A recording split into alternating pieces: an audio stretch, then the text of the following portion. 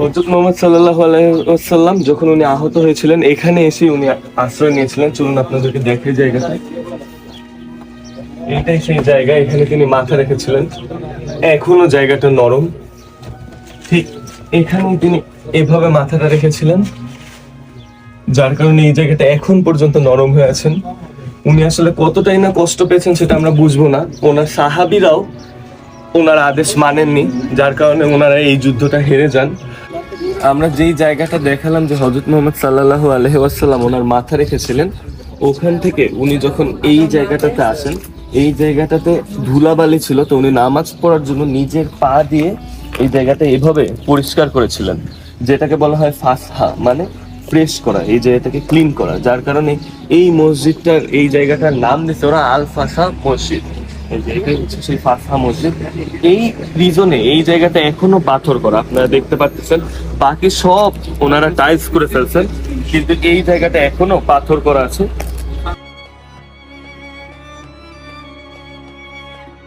এখন আমরা সেই জায়গাটাতে যাচ্ছি যেখানে জিবরাইল আলাইহিস সালাম আমাদের হযরত মুহাম্মদ সাল্লাল্লাহু আলাইহি ওয়াসাল্লামকে নিয়ে গিয়েছিলেন উনি যখন বেহুশ হয়ে যান। আমি যে জায়গাটা দেখালাম নামাজ পড়ার, ওখানে হযরত মুহাম্মদ সাল্লাল্লাহু আলাইহি ওয়াসাল্লাম 2 রাকাত নফল নামাজ পড়ার পরে উনি ওখানেই বেহুশ হয়ে যান, এবং তখন জিবরাইল আলাইহিস সালাম ওনাকে প্রোটেক্ট করার জন্য এই যে এই পাহাড় যেখানে আপনি দেখতেছেন চির হয়ে গেছে, ভেদ হয়ে গেছে, এই জায়গাটাতে ওনাকে নিয়ে যান। আমরা শুনেছি যে এখানে নাকি এখনো সেই সুগন্ধিটা রয়েছে। আপনারা যদি যান আপনাদের পুরা শরীর সেই সুগন্ধে মেখে যাবে। ঠিক এই জায়গাটাতেই জিবরাইল আলাইহিস সালাম আমাদের হযরত মুহাম্মদ সাল্লাল্লাহু আলাইহি ওয়াসাল্লামকে এনে রেখেছিলেন উনি যখন আহত অবস্থায় ছিলেন। তো এখন এই জায়গাটা সিমেন্ট দিয়ে ব্লক করে দেওয়া হয়েছে, কারণ অনেক মানুষজনই এখানে এসে নামাজ পড়তেন, অনেক মানুষজন ইবাদত করতেন, শুয়ে থাকতেন ঘন্টার পর ঘন্টা।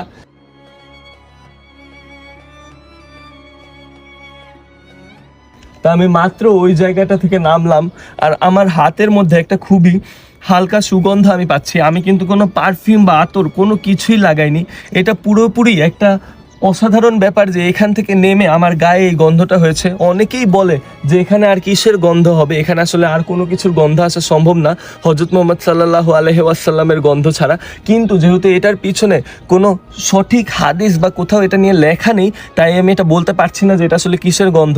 কিন্তু এটা অসাধারণ ব্যাপার যে আমি এখান থেকেই সেই সুগন্ধটা পাচ্ছি।